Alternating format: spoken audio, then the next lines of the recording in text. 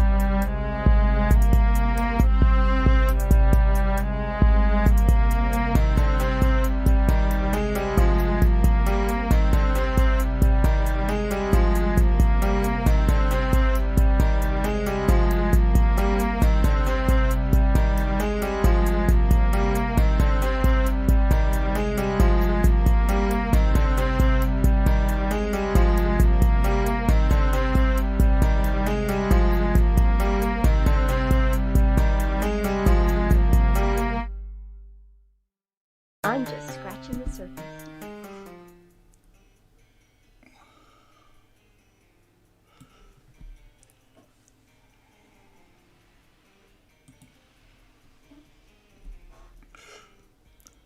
Good morning, Knicks fans.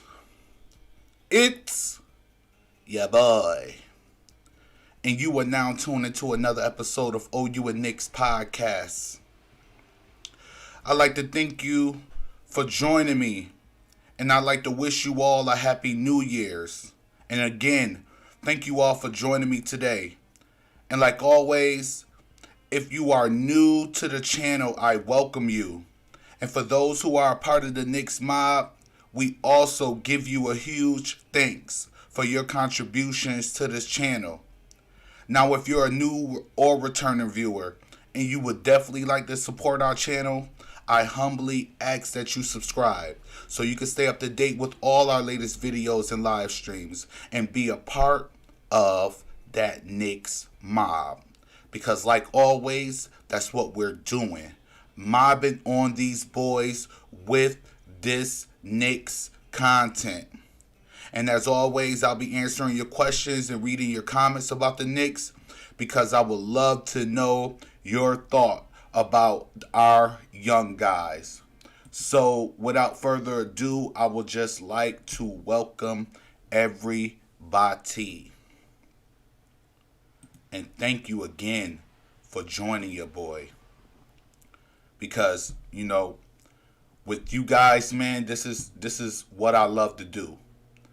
This is the thing that makes me happy every day. You get what I mean? This is what makes me get up in the morning and appreciate jumping on YouTube and conversing with you guys and getting your input about the New York Knicks. So again, I would like to thank you guys for joining me. Today in this segment, what we're going to be talking about, we're going to, talk a little bit about, the Knicks' last game against the OKC Thunder. What was going on in that situation. We're going to also talk, are we taking Julius Randle for granted?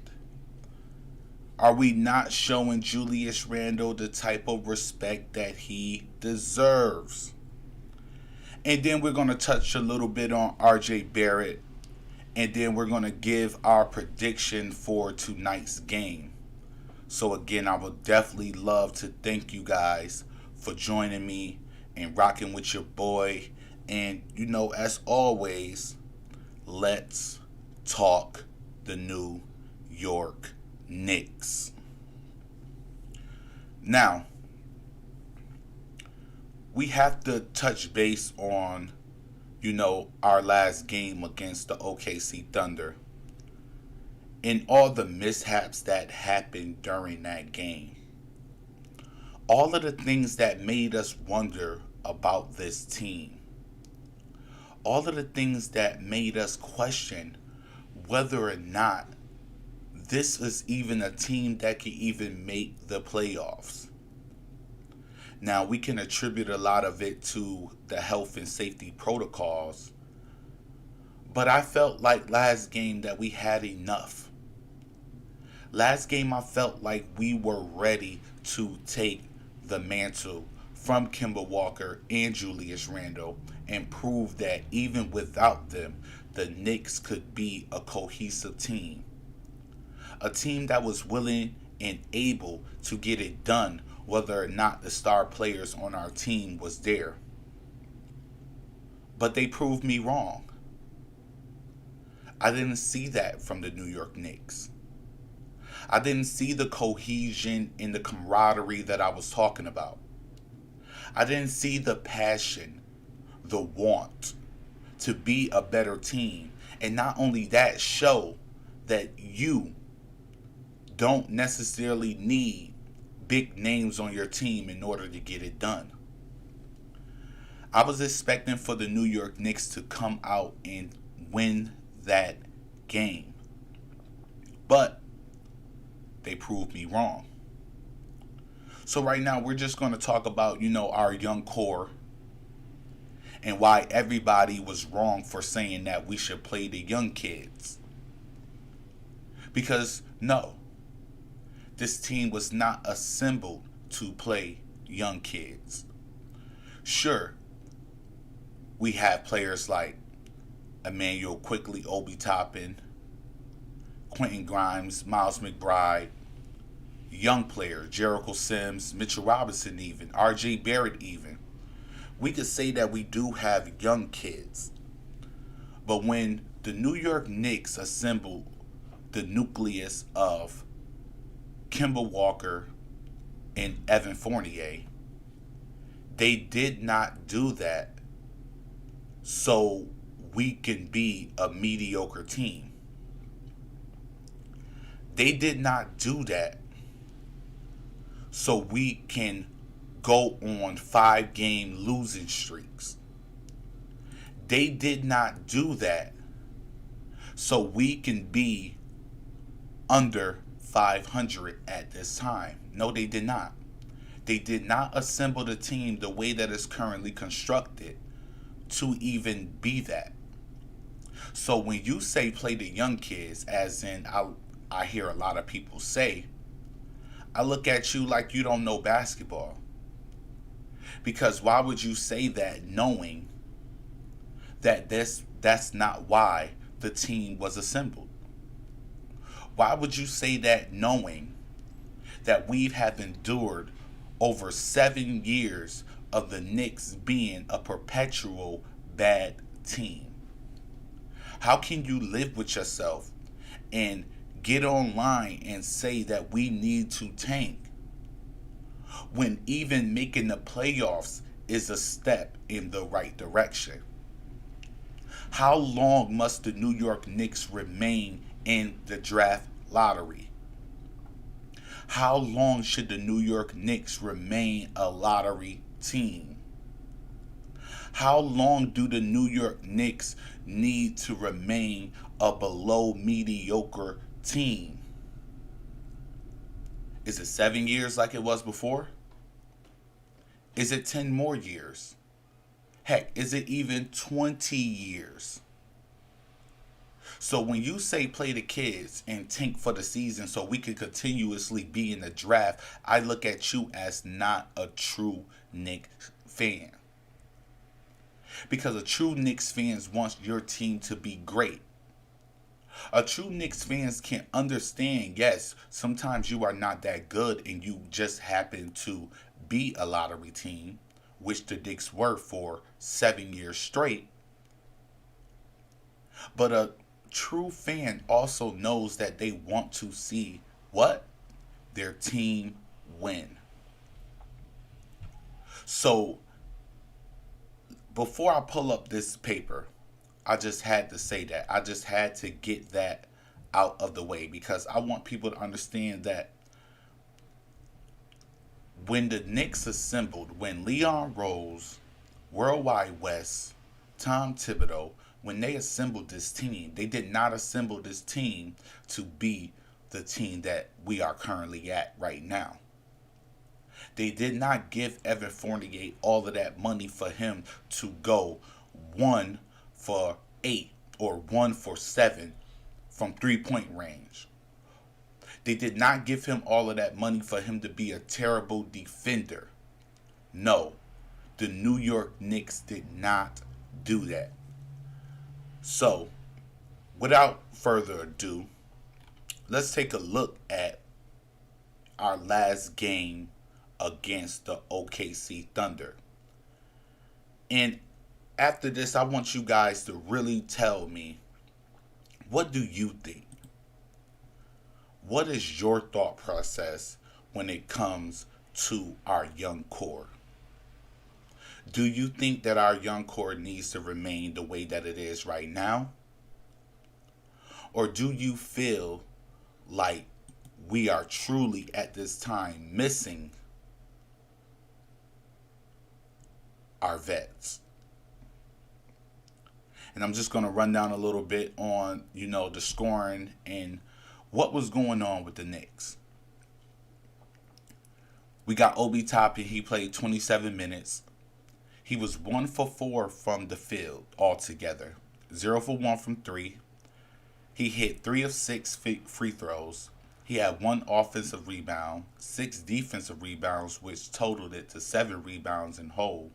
He had 1 assist, 0 steals, 0 blocks, 1 turnover, 2 personal fouls. He was a -2 from in the game. And he only finished with 5 points after playing 27 minutes. Is this the person that's supposed to replace Julius Randle?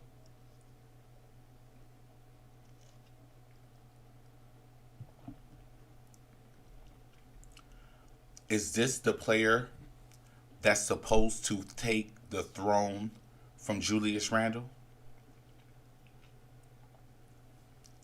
Is this the person that was supposed to take a leap in his game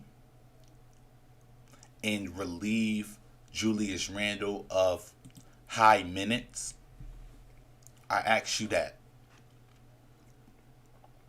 And I don't want you guys to sit up here and think that this is me bashing Obi Toppin, because that's not what it's about. I'm not here to bash Obi Toppin. But we have to get into our heads that Obi Toppin lacks. He doesn't have elite basketball skills. We have to understand that. Obi Toppin is not an elite player. And we shouldn't expect him to be. This is only his second season in the NBA. So when I hear people say that we need to play the young kids, that we need to sit Julius and sit all the rest of our older players in order for the young players to be able to benefit, I look at you like you're crazy. I look at you like you don't know basketball. Our last game against OKC, a bottom-dwelling team who has not really done anything this year but manhandled the Knicks like we were the lottery team, which we were looking like, should prove to you that our vets are important. How long do you have to go looking at these games and seeing nothing good, and you're continuously be happy? How long do you do that? I can't do that long. So when I look at a stat that Obi Toppin put up, it only validates the importance of a player like Julius Randle, who you guys know I criticize all the time because I feel that he's a ball hog. I feel that he doesn't play within the team. I feel like he doesn't make his team better, but I have to acknowledge that he is a more efficient offensive player than Obi Toppin. That's why he is the leader on our team.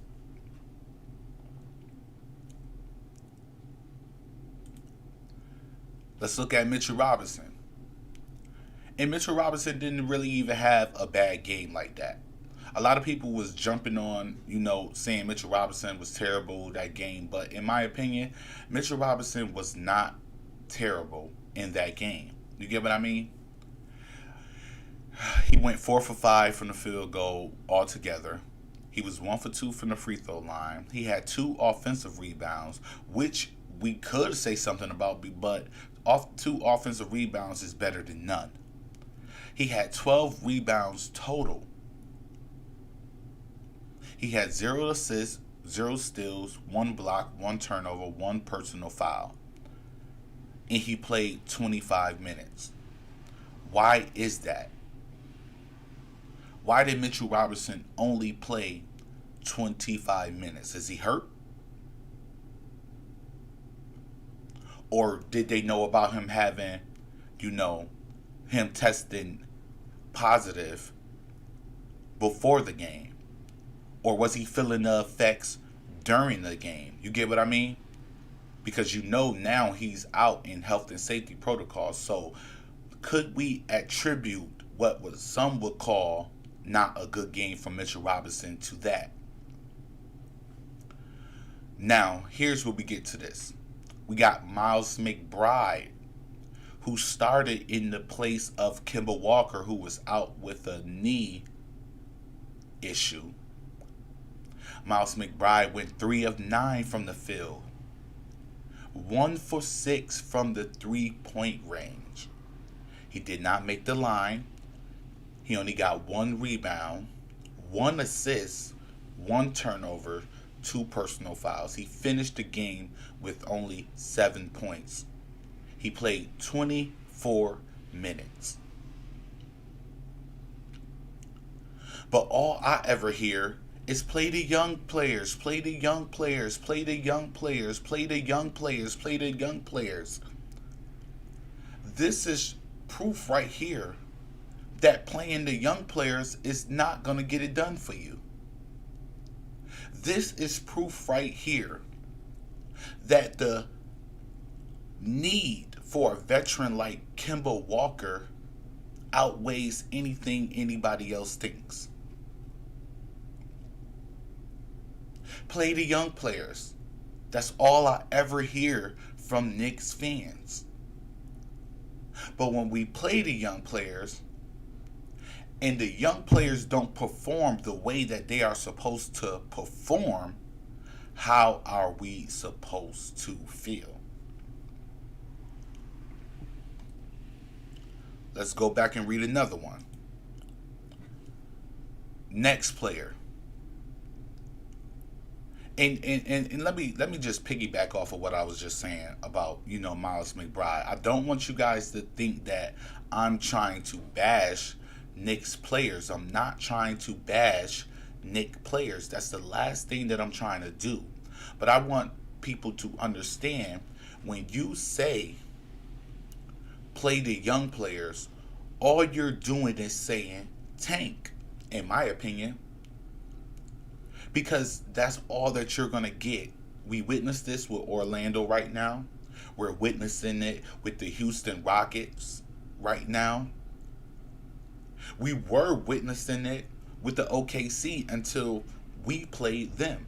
And they showed us who was the better team. And that's only because we didn't have what? Our vets.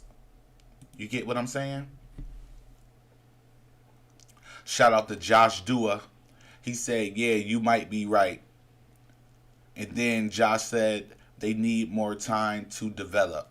Shout out to Josh Dua. Thank you for joining us, man. I totally appreciate your participation on this channel.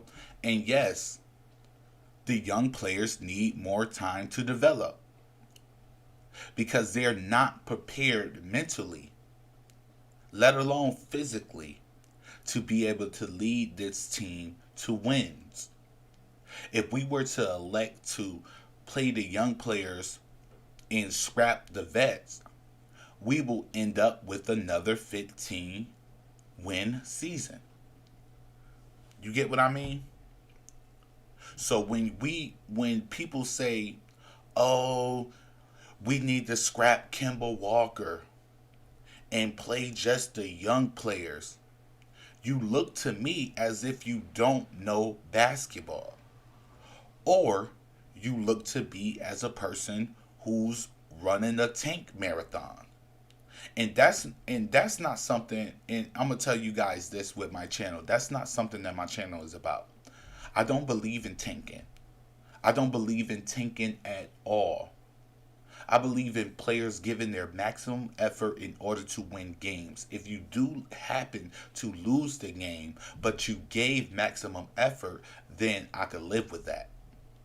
But when you intentionally tank a season in order to be higher up in the draft lottery that's not even guaranteeing you that top spot, then I feel like you shouldn't be here.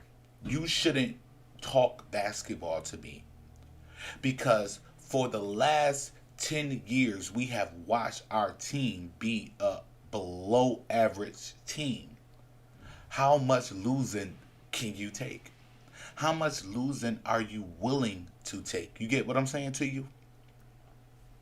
So, shout out to Josh because, yes, true indeed, they need more time to develop.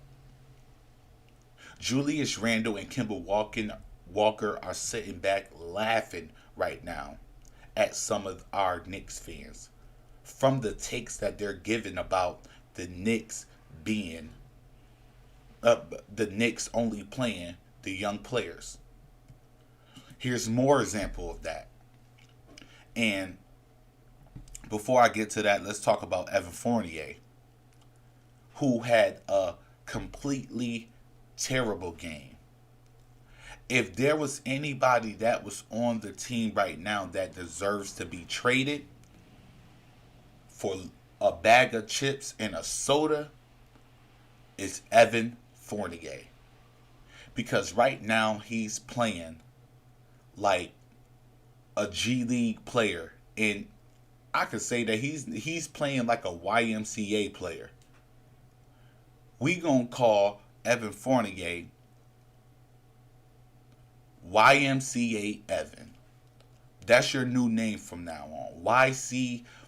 YMCA Evan or YMCA Fournier, because what he's doing, I've even seen better things done at the Y.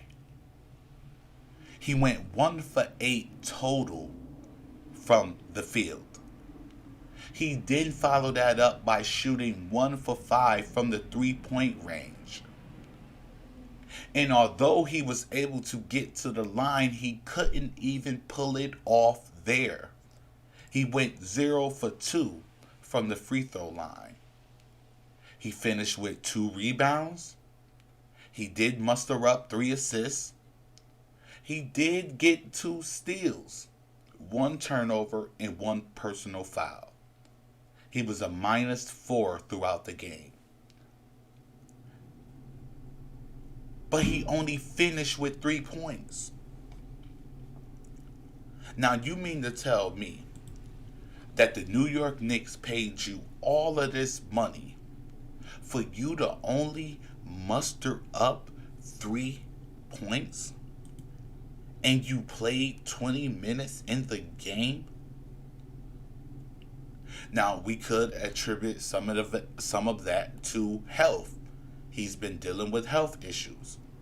But if you're dealing with health issues like that, why are you even in the game? Our game before that, You were out. Grimes played in your position. Why couldn't that same thing happen?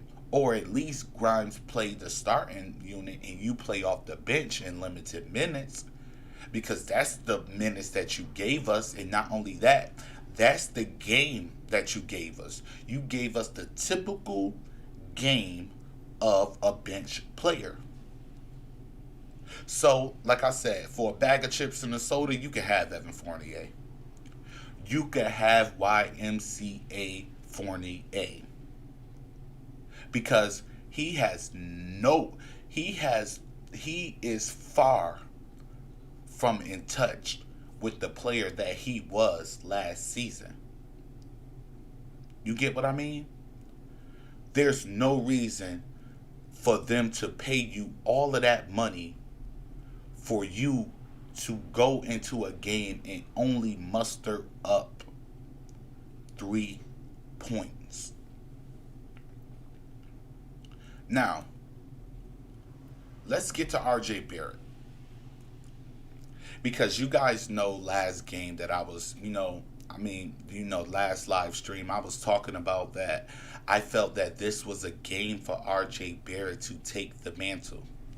I felt that this was a game for RJ Barrett to prove that he doesn't need Julius Randle or Kemba Walker in order for him to score. He finished the game shooting 10 for 20 from the field altogether. He didn't shoot the 3-point right. He only went 1 for 8 from the 3-point range. But his drives to the rim prove that he is not only a capable scorer and strong, but also that RJ Barrett can draw fouls. He then went to finish 5 of 9 from the free throw line. We would have liked to see those numbers come up. Maybe 7 for 9, 8 for 9, or 9 for 9. But he was efficient enough to get to the line. He finished with 7 rebounds, 3 assists, 2 steals, 0 blocks, but he also had 4 turnovers and 1 personal foul. But RJ Barrett was able to give us 26 points, which was the highest scoring average for either team that game. Because we had SGA finish with like 23, 24 points. So RJ Barrett was technically the best player on the floor. And he proved that he doesn't need Julius Randle or Kemba Walker in order for him to get his own shot. Excuse me, guys. Excuse me. So we have to applaud RJ Barrett on that. We really do. We have to give RJ Barrett his respect, because that's exactly what I wanted from RJ Barrett. RJ Barrett proved that he is a capable mind and a capable player who is able to go out and get his own shot and make something of the ball when it's in his hands. Now, did he get a huge amount of assists? No, he only had 3 assists. Did he turn over the ball a few times? Yes, he did. From what? Trying to get assists, involve the other players. But that's not what I was asking from RJ Barrett. I was not asking for him to go out and be a savant with passing the ball. What I expected to see from RJ Barrett was him do what? Attack the rim, hit his jump shots, and draw fouls. And he did 2 of those 3 things. He attacked the rim and made them foul him. This is what a leader does. RJ Barrett took it upon himself to be the player to even keep us in the game. So if you're saying play the young players, he's the only exception that I'm willing to take. and that's RJ Barrett. Let's look at the bench. We had Kevin Knox. He didn't come in and give us nothing. And you guys remember that was something that I also talked about Kevin Knox coming in and maybe proving himself and, giving us valid reason of why he should either be given minutes or he should be traded to a team that's willing to give him minutes. He finished 3 of 8 from the field, 1 of 4 from the three-point range. He didn't get to the line. He only finished with 2 rebounds, 1 offensive, 1 defensive. He had 0 assists, 0 steals, 0 blocks, 0 turnovers. He was a -10 in the game. He finished with only 7 points. And I'm not even going to sit up here and get too mad at Kevin Knox because Kevin Knox only played 15 minutes. And he was able to give us 7 points.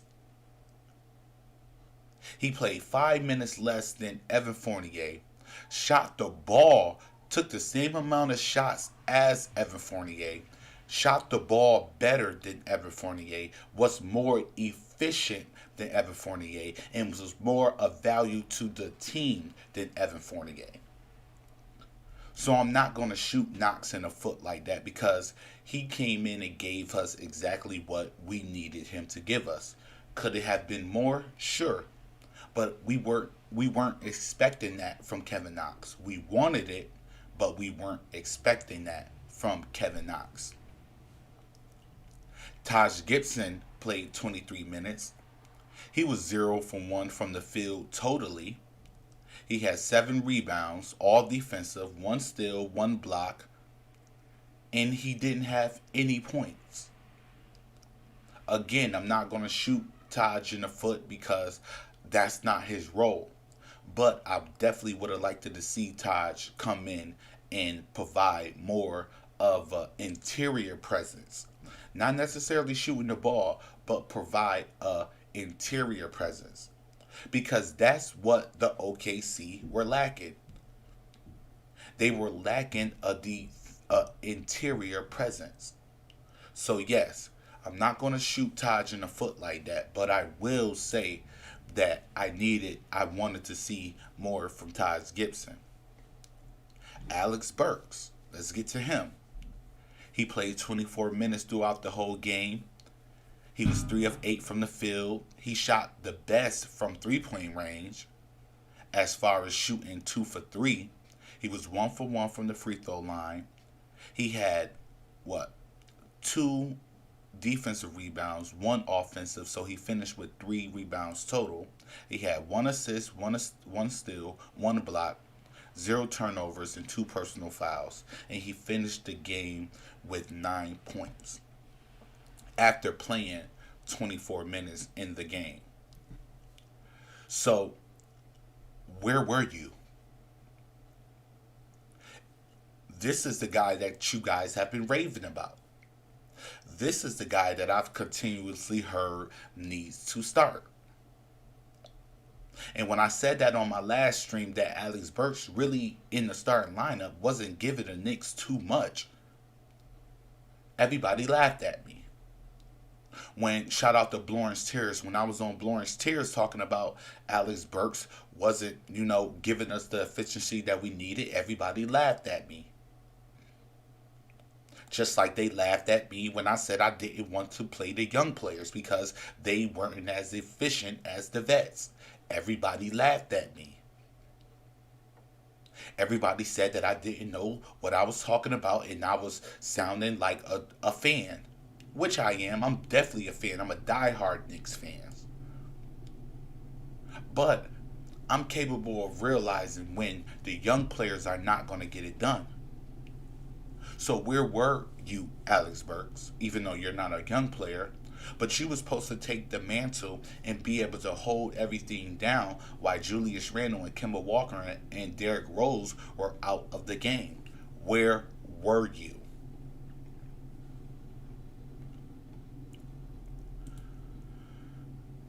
Which leads us to Emmanuel Quickley. Now, Quickley played 26 minutes. He was 4 of 12 from the field altogether. He shot terrible from 3-point range. He was only 1 for 7. He got to the line one time. He was 2 for 2 for his free throws. He finished with 3 defensive rebounds, 1 assist, which is terrible. And I hear people call him talking about, oh, he's a point guard. No, he's not. Quickly is not a point guard. Quickly is a shooting guard. Not saying that there's anything wrong with Quickly being a shooting guard, because I would rather the ball not be in Quickly's hands, because I don't feel that he's developed enough IQ in order to be able to dish the ball off to open players in order to make them better. Sure, I've seen Quickly get 8 assists, but I've also seen Quickly miss a wide open man plenty of times to where he took a bad shot, where he could have got an easier shot, a more better shot by passing the ball off. So when I hear people say that, we need to let Quickly run the off, never. Quickly does not need to run the offense. Quickly finished with 11 points. And this is who y'all want to relinquish the duties of Kemba Walker for? Sure, Kemba Walker has had bad games, but recently while Kemba Walker was in the lineup, he was scoring more than 11 points. We also saw Kemba Walker drop above 40-point game. But this is who y'all want to take Kemba out for Emmanuel Quickly, who only finished with 11 points, 4 for 12, 1 for 7 from 3-point range, 1 assist. This is what y'all want to replace Kemba Walker with. I can't believe you. Okay. Now let's see. Oh, yeah. And another thing, Quentin Grimes. And I have to slap myself up on the head, because I was one of the people who were willing to take Quentin Grimes out. Take Evan Fournier out for Quentin Grimes, who said they will rather have Alex Burks in the starting lineup over Quentin Grimes if need be. You get what I'm saying? Even though, no, part of self, because I just lied on myself. I didn't say I'd rather Alex Burks. I'd rather Quentin Grimes over Evan Fournier, though. And I still feel the same way. I feel that Quentin Grimes didn't have it as an efficient game, because there wasn't the only person that was on the team that was on the floor that could, be able to get him the shots that he needed was RJ Barrett. Julius Randle wasn't on the floor in order to draw the defense away from Quentin Grimes. Kemba Walker wasn't on the floor in order to draw the defense away from Quentin Grimes. And if you notice, the majority of the Quentin Grimes shots were rush, well-defended shots. But before that, I had to admit that the game before our OKC game, I witnessed Quentin Grimes take very bad shots and not play within the offense. He went 0 for 5 in the first half before he even hit a shot. But I expect that from Quentin Grimes. He's a rookie. This is why I say I do not recommend playing the young players. Altogether, the Knicks shot a combined 19.5% from the 3-point range. A terrible 37% from the field. And a terrible 54% from the free throw line. All of this can be attributed to our young players. Why? Because there was only one vet on the floor at a time. Maybe a little bit through the game when Taj and Alex was on the court. But this is what you guys asked for. You asked for our young players to play. You got your wish. Are you happy? Because I wasn't. I did not like it at all, guys. 37% from the field. Not even 20% from the 3-point line. They was 8 for 41 1, guys. 54% from the free throw line. 12 for 22. This is our young players, though. So, shout out to Joseph Clark. Joseph Clark said, these are the growing pains of rooks. I still see the potentials of these young players. And I totally agree with you. I see the potential of the young players too. I just don't feel that the young players, when I hear people mention that the young players, that we need to give the team to the kids, this is the problem that I have with it. Because I believe you and Joseph Clark, I'm pretty sure you already know how I feel. Me and you, we've talked plenty of times about how I feel about, Julius Randle, in the way that I feel that he hurts the team with his play and with his ISO play. But we have to come to an understanding that Julius Randle, Kemba Walker, Derrick Rose were greatly missed last game. We have to admit that. Because it's the truth. If Julius Randle, even by himself, played, the Knicks most likely would have won that game. If Kemba Walker had played, even without, without Julius Randle, I still believe the New York Knicks would have won that game. Shoot. If Derrick Rose wasn't injured, I believe the Knicks would have won their game. Why do I believe that? Because the Knicks, those 3 are veterans. It's easy for all 3 of those players to be like, you know what? I can take us to the promised land. Give me the ball. I'm going to do this, and we're going to make this. I'm going to draw the defense. Yes, I agree. Randle would have been great in the 90s with that ISO game. And we have to understand that when we say, and shout out to Joseph Clark for saying that, because at the end of the day, you have to understand in the 90s, you didn't have too many super teams with multiple stars. You had 1 star and you had 1 superstar, 1 all-star, and role players that went on with that. Julius Randle would have flourished in that type of ball system. Why? Because he's strong. He has some sense of athleticism. And he can score. And he can shoot. And he's a monster and tough to guard when he's driving in the paint. And I see that we got more viewers in here. I just want to thank you guys for joining me. Make sure that you smash that like button if you're a new visitor and you like the concept of what I'm talking about. I appreciate you, and I ask that you subscribe to the channel. We're trying to get over that 1,000 marks. We're trying to make this almost everyday thing for you guys, and so I definitely appreciate you guys for coming here, and I ask that you please like and subscribe.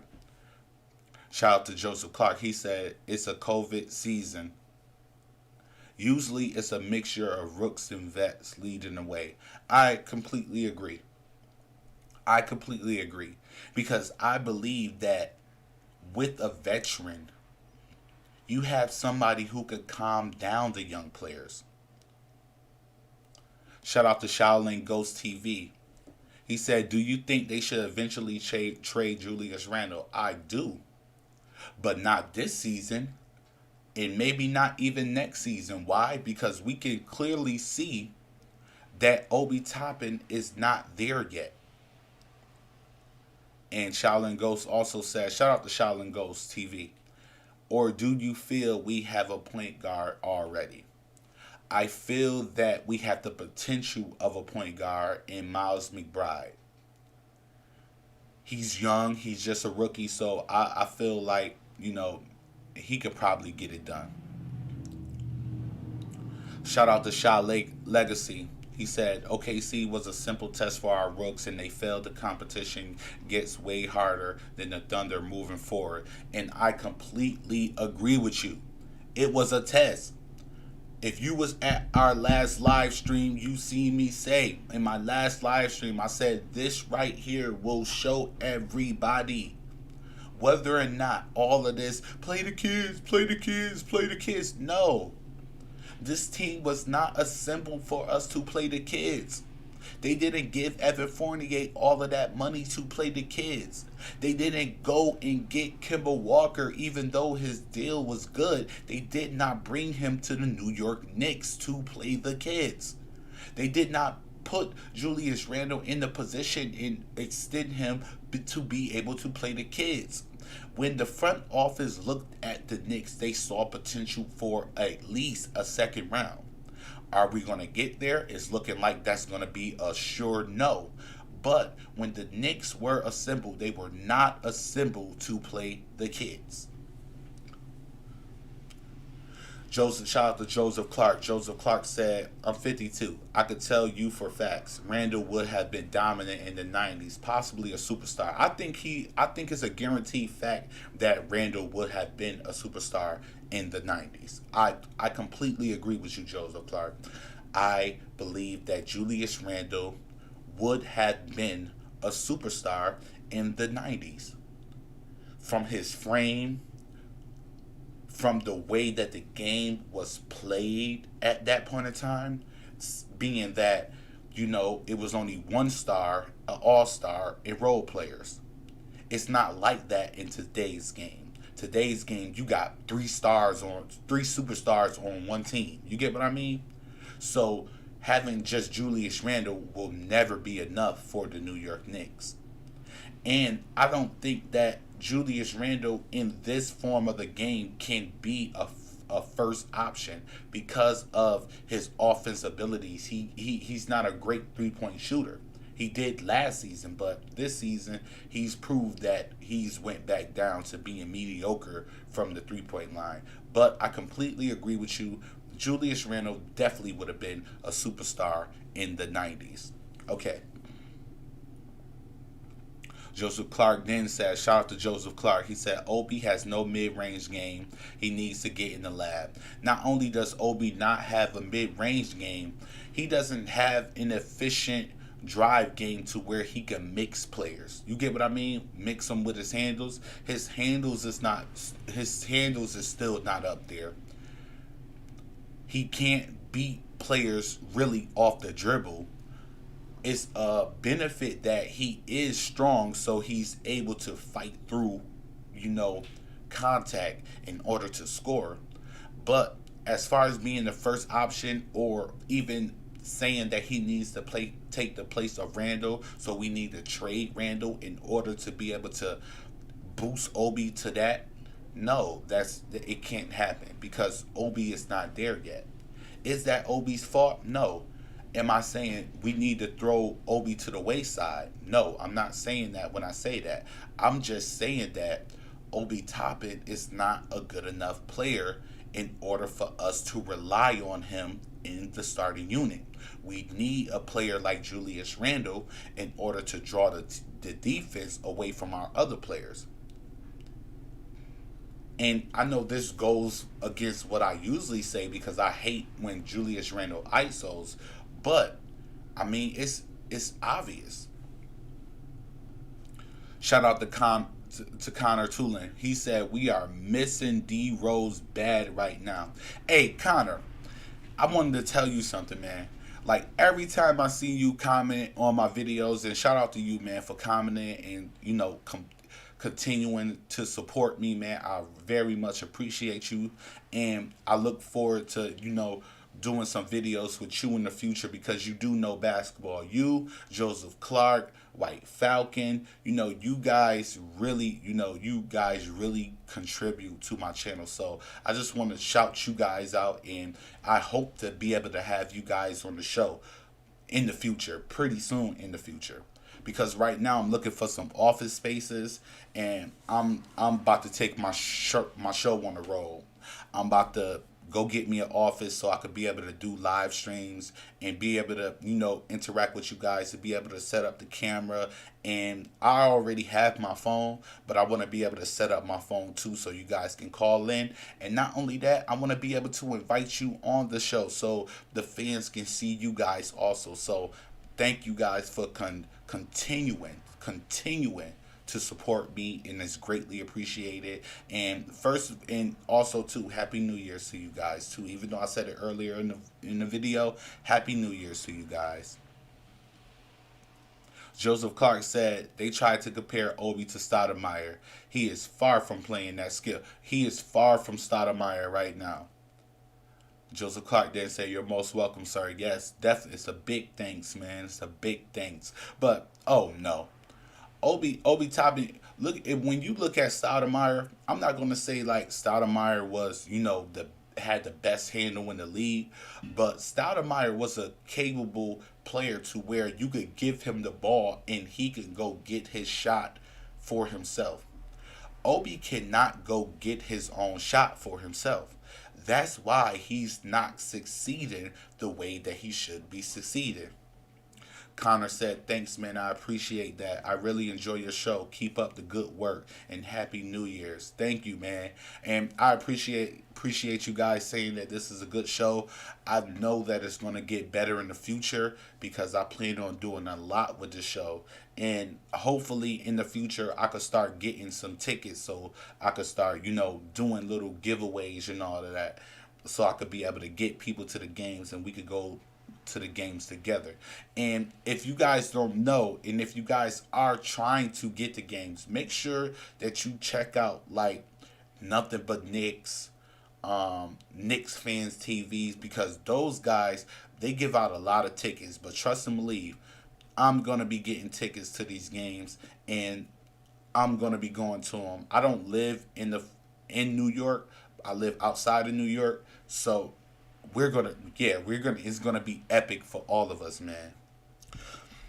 So I want to ask you guys this: it's 2022 for the gold, brother. Get that office and make it happen. You have a great voice and knowledge of the game. Thank you, Joseph Clark. Shout out to Joseph Clark. And I want to ask you guys this. I want you guys to get in the comment section and tell me this. Do you feel, and this is a shot at me too because you guys know me, are we taking Julius Randle for granted? Are we? Are we not giving Julius Randle the respect that he deserves? Was last game against the OKC a prime example of why we need Julius Randle? Let me know, guys, in the comment section. What do you think? Do you think we are taking Julius Randle for granted? And I'll give you my assumption too. Because I truly think that maybe we are. Do Julius Randle have his faults? Sure, he does. He ISO plays. He fades Barrett out at some times. He fades every player out at some time. And only thinks about himself. But is he well within his right to do that because of the caliber of player that Julius Randle is? Is he right for not passing the ball at some times? Is he right for wanting to take the game into his own hands? Is he right for even fading RJ Barrett out sometimes? Are we wrong for the criticism that we give to Julius Randle? I ask you guys that. And for me, it's kind of a 50-50 thing because I see the value of Julius Randle and I understand that, if he would have been on the court in our last game, it's a guaranteed fact that we would have won that game. It's a guaranteed fact, in my opinion, that we would have won that game. Shout out to Connor. He said, my problem is that bad body language and taking plays off defense. He's figuring it out still on offense for sure, but no excuse for the no effort plays. And I completely agree with you on that. When Julius Randle is not beasting on the offense, he takes a lot of defensive plays off. And we could admit that we see this anyways from stars anyways. They don't like to play defense. Why? Because they feel like, oh, you need me on the court. But if you're not producing on the offensive end, Julius Randle, you can at least give us something on the defensive end. Because eventually your offense will kick in. But if you're continuously letting your players score on you, you're not helping the team and you're hurting us more. And not only that, you're digging us in a deeper hole than we're already in. Shout out to Shy Legacy. Some of these Knicks fans watch the game and just to heckle Randle. It's beyond corny at this point. Yeah, I do see that. I see a lot of, and I try not to try to put myself in that, in that circle of people, because I feel like when I'm criticizing Julius Randle, I'm criticizing Julius Randle for the things that I actually see him do. As far as like his ISO play, where he became predictable to other teams, to where they knew exactly what Julius Randle was going to do. Like when he posting up with his back to the basket, we know that he's going to pass it. If he doesn't feel that he has the shot, he's going to pass it to the corner three player. We know that he's going to eventually take a bad shot. That's why you see a lot of people, when he does a little turnaround shot, they strip the ball from his hand because his game has become predictable. So I don't want people to get that confused with me being one of those people, because I feel like when I criticize Julius Randle, I'm criticizing Julius Randle on something that he actually does. Shout out to Joseph Clark. He said, it's not Randle's fault, it's bad coaching. Imagine if Pat Riley was coaching him. Trust me, he wouldn't be making silly mistakes. So you think that it's Tibbs? I see where you're going with there. I see where you're going there, because I see a lot of times where they're coming up with the ball and you would hear Tibbs, ISO, or he'd be like 2, 2, 2. That's letting the players know that it's time for Randle to isolate. So, yes. And that's a question too. Should this be Tom Thibodeau's last year coaching the New York Knicks? Or do you think that we should continue to keep Tom Thibodeau as a coach for the rest of his tenure? Shout out to Connor. He said, Mike Breen said it perfect in the last game. Julius Randle needs to lead this team in defensive energy. I completely agree, because he takes too many plays off and it really does hurt the team. Shout out to Shaolin Ghost TV. He said, I think the higher ups and the coaches on a different perspectives. I believe the higher ups want to play the young kids and rebuild, and Tom want to win now. I believe that with the trades that we have. Well, Shaolin, I have to disagree with you respectfully, because I believe that when they signed Evan Fournier, I mean, you don't sign Evan Fournier with that type of deal if you're trying to play the kids. When you sign Evan Fournier to the 70+ million for, I believe, 4 years, you're putting him in the game.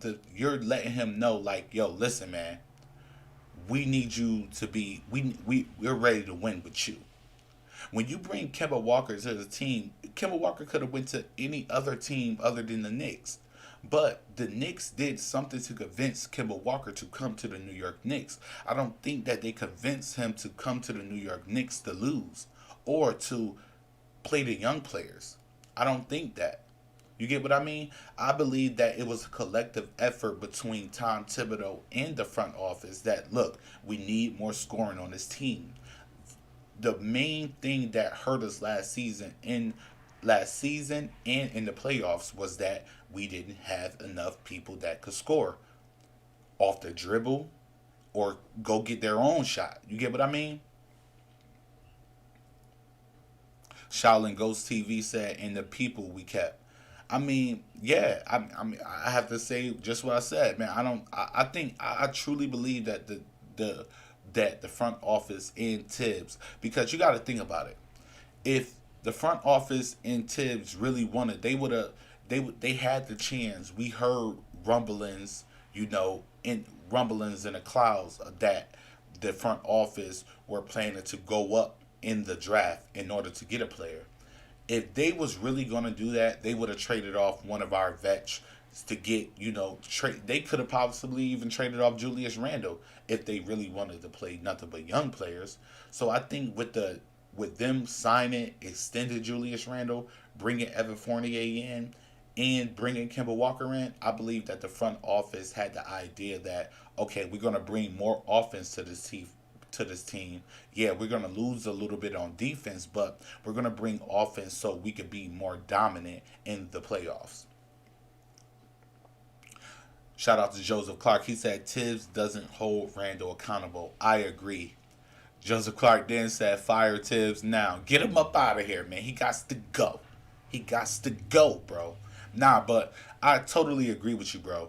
I totally agree with you. Tibbs doesn't hold Randle accountable. We see Randle make plenty of mistakes on the court, and while he's walking back to the bench, Tom Thibodeau busy yelling at another player, when it was really Julius Randle who was making the big mistake. Connor Tulin said Tibbs wanted Reggie Bullock back instead of Fournier. Now, that could be something that's the truth.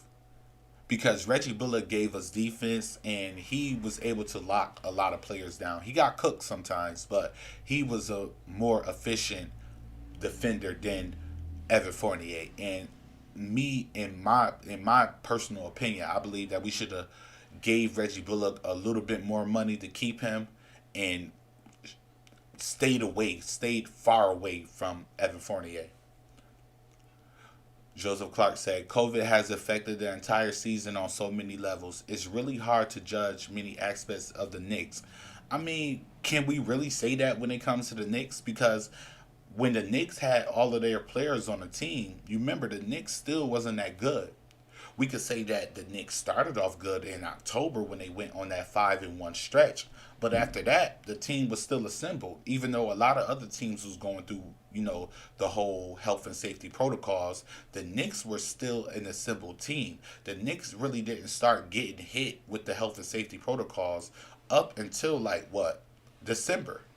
So, I mean, can we really say that that was the reason why everything fell apart? Because in my opinion, everything fell apart way before the health and safety protocols. Shout out to Stephen Baldwin, another supporter, man. I appreciate you for being here, bro. He said, I remember Julius Randle played with Kobe, and I believe he took notes from the Black Mama's playbook last season. But there comes a time when the magic dust wears off. Yes. I believe that Julius Randle specifically, I believe that Julius Randle specifically overachieved last season with his shooting.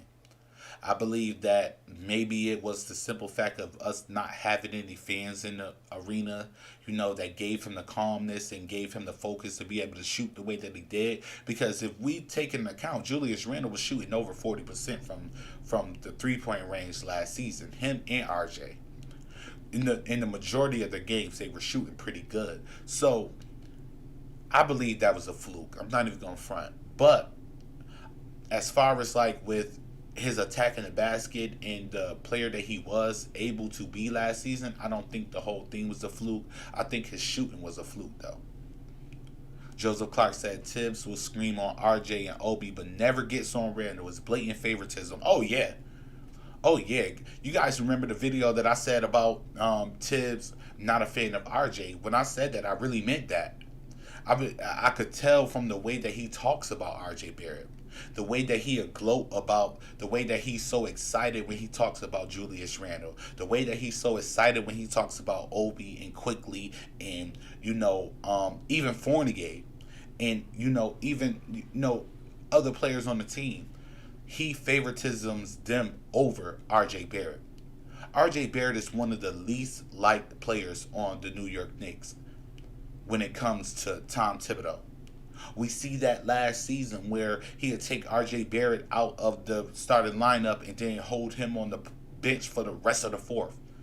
He don't even get no playing time in the fourth quarter. We seen that this season when he called RJ Barrett out for his play, but we've never seen you call Julius Randle out. Even after the media has questioned you, like, yo, Julius Randle is not the same player that he usually is. What is going wrong with Julius Randle? Oh, he's playing great in my opinion. No, he's not. When is Julius Randle playing great? Come on, let me know this. He's not playing great. So how can you sit up there and when he plays a terrible game, you can sit up there and say he playing great, but when RJ Barrett plays the mediocre game, you throw him under the bus and say that he's not practicing enough. I understand tough love, but favoritism is being shown on the New York Knicks. You get what I mean? So, I want to ask you guys this question. What do you guys think the Knicks could do tonight against the Toronto Raptors? I believe that the Toronto Raptors have the majority of their players back, so this is going to be a very, very tough game if all of their players are back. So let me know, guys, what are your predictions for tonight's game against the Raptors? I'm not going to sit up here and say that we're going to lose, because that's not how I feel about the New York Knicks. I believe that we could pull it out in through any situation. No matter whether we got the young players or the vets on our team, I'm always going to have faith, and I'm always going to root for them to win. So I'm going to say that the Knicks will win tonight by double figures with RJ Barrett scoring about 40 points. I know it sounds crazy, but I'm a crazy Knicks fan, so that's what I'm going to say. Shout out to Shaw Legacy. Shaw said, Bullock was a crucial part of our success last season and not having him hurt Randle and RJ. RJ is playing out of position because of the absence of Reggie. I kind of rather RJ Barrett play the small forward, because RJ Barrett is not as quick as smaller guards. When we seen RJ Barrett lose a lot of guards when he's playing the shooting guard position. So I would rather RJ Barrett play that small forward, because he's playing against slower players, and he's not a weak defender. RJ Barrett has definitely stepped up his defense this year, and I believe that he can potentially, if given a shot and given the keys to the team, I believe that RJ Barrett can, ascend offensively as well. But I do believe that we are missing Reggie Bullock right now, because he was pivotal to our defense. I mean, he was essential to our defense, and he really got us out of a lot of log jams when we were, falling off from our defense. Joseph Clark said, Randle is a very emotional player. Yes, he is emotional. He's too emotional. Last season, without the fans in the stands, maybe it made him more relaxed. We actually thought we could build around Randle.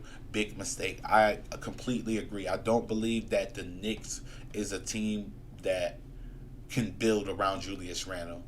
I don't believe that he has the offensive awareness. I don't believe that he has the offensive IQ enough to be able to be your first option on the team, for the simple fact that he can't shoot. And when he's not as an efficient passer as people give him credit for. He's not that efficient with his passing. I think people overcredit Julius Randle when it comes to him passing. But, at the end of the day, we got him. They extended him, so we got to stick with him. And I believe that, I believe that things could get better when they come back.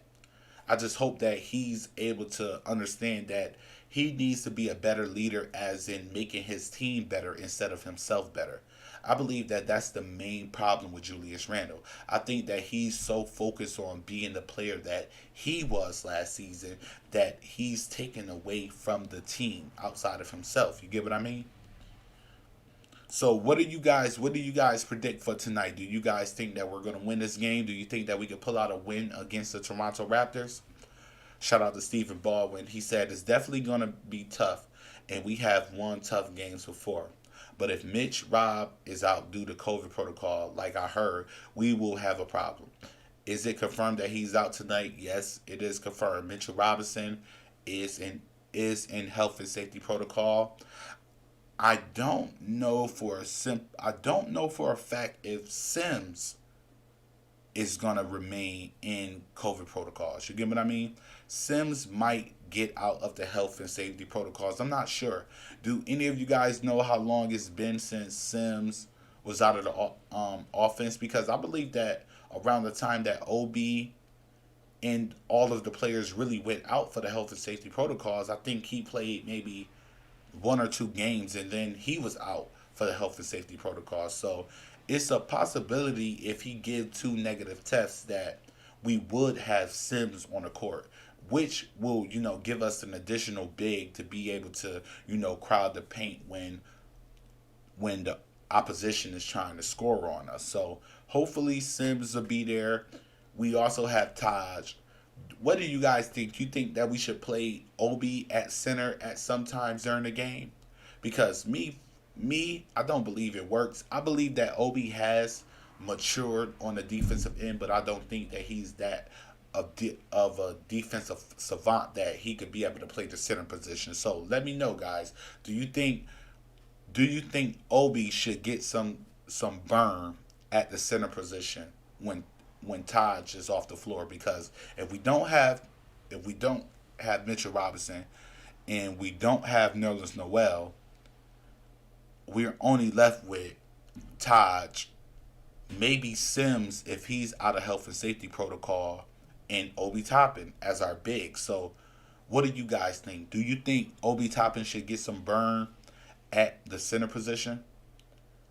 Because I believe that, if DB, he's going to have to. He's going to have to fill in that role because we're going to need a center to be able to hold down, our defense.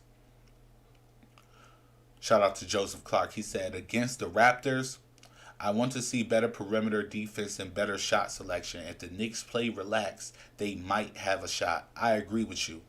The Knicks, I've wanted to see better perimeter defense from the New York Knicks all season. I believe that the New York Knicks have been one of the worst teams defending the three. If they're not last, they're in that bottom five in defending the 3 points. Because we've seen continuously bad 3-point shooting teams come in and light the Knicks up. So this is something that the Knicks definitely do need to work on. But as far as tonight's game, I think that the Knicks,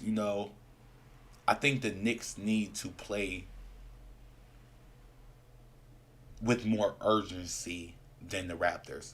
I believe that the Knicks play with more urgency than the Raptors, then the Knicks are most likely going to pull out the win. Because the Raptors play hard, but when another team plays real tough against the Raptors, they tend to fold. So I'm hoping that I could see the Knicks, pull out a W off of effort alone. You get what I mean? Shout out to Joseph Clark. He said the Knicks' perimeter defense is abysmal. I promise you, it's terrible. It's terrible. If not the worst, it's right there next to the worst in the league. So, I definitely want to see them step it up on, the defensive end as a whole. Because if you could tell against the Thunder was like a layup line against the Knicks. It's like the Thunder was getting whatever they want. It's like Shai Gilgeous-Alexander, SGA. It's like he was like, I'm gonna lay off right now. Oh, okay, I'll take over right now. And he was getting every shot that he possibly wanted to get against the New York Knicks. So, what can the Knicks do to win this game? Number one, defense. Defense altogether, whether it's the 3-point line, whether it's the interior. And the interior depends on who's playing the center spot in the power forward spot. But defense as a whole. Another thing that the Knicks will have to work on, movement of the ball. Don't let the ball stick to one player. And the Knicks themselves need to hit from the perimeter. The Knicks shot 19% last game against the Thunder. That is not winning basketball. So the Knicks are going to have to hit threes. They're going to have to defend against the three. and they're going to have to dominate the paint on offense and defense. And that's a way for the New York Knicks to get that win. So, I'd like to thank all you guys for joining me. I'm going to end it here, and I appreciate you guys for, just supporting me, because it's greatly appreciated. You guys have truly made my last year and the beginning of this year awesome for me. So I'd like to thank you guys. If you're new to the channel, I humbly ask that you please like and subscribe to the channel, and remember to always lead by example.